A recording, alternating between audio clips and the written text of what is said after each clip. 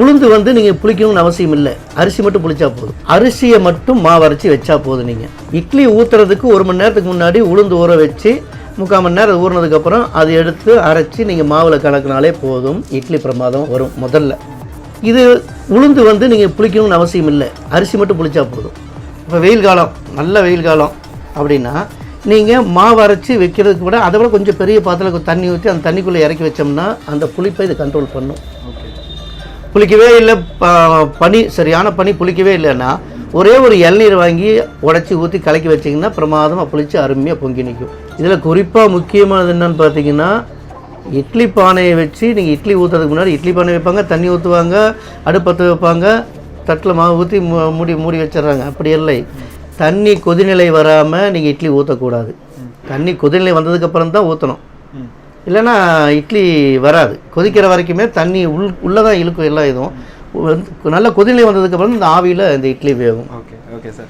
இட்லிங்கிறது ஒரு ஐடியலான பிரேக்ஃபாஸ்ட் அப்படின்னு சொல்லி நம்ம இங்கே மட்டும் இல்லை, சவுத்தில் மட்டும் இல்லை, இந்தியா முழுக்க. இப்போ நம்ம வந்து நார்த்தில் போனால் கூட, எக்ஸ்ட்ரீம் நார்த் போனால் கூட காலையில் பிரேக்ஃபாஸ்ட் என்ன இருக்குது அப்படின்னு பார்த்தீங்கன்னா இட்லி தான் சர்வ் பண்ணுறாங்க.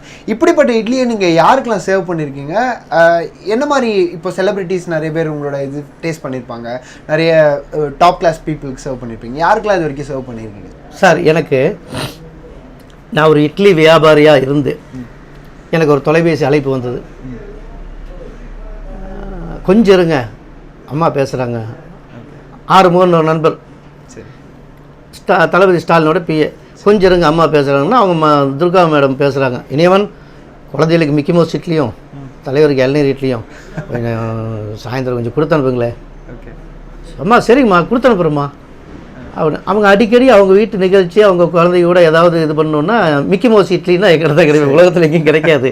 ஃபோன் பண்ணி கேட்பாங்க. எங்களுக்கு பெரிய சந்தோஷம், பெரிய கௌரவமாக இருக்கும். பிஹைண்ட் நோட்ஸ் பெருமையுடன் தயாரித்து வழங்கும் மூன்வாக் மியூசிக்கல் நைட் ஜனவரி 4 ஞாயிறு மாலை 4 மணி அளவில் சத்யபாமா யூனிவர்சிட்டி சென்னையில் நடைபெற உள்ளது. உங்கள் டிக்கெட்ஸை BookMyShow, District ticket 9 மற்றும் கின் ஆப் ஆர் ஸ்கிரீன்ல தெரிகிற வாட்ஸ்அப் நம்பர், வெப்சைட் மூலமாக புக் செய்வோம்.